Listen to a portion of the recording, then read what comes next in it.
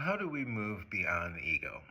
How do we get past this me-centered way of existing? And when you live in some place like the US, like I do anyway, and I assume that most of the people that listen to the things that I say do live in the States. It is an ego-driven society.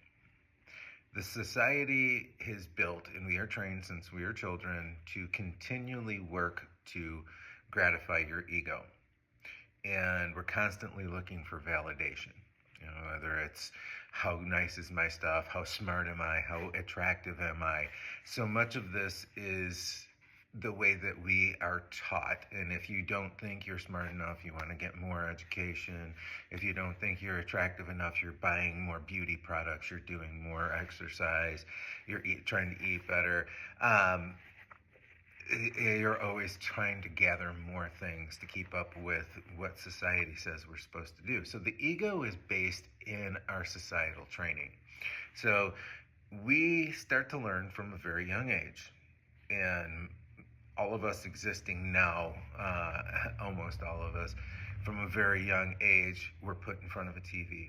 And we were watching cartoons and we were being told what to buy.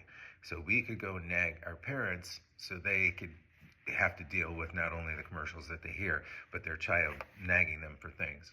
So we start to push for that ego gratification from a very young age. This is where the detachment and observation comes in. This is the point of learning to focus, learning to move from distraction to concentration, because it is the distraction that feeds the ego. When we start to concentrate, we become aware of what's going on, and we become aware at earlier and earlier times when things start to bubble up, and we can actually respond to them. We can say, oh, this is just a thought. Oh, this is just the training. And you can step back and let it go and not become attached to it.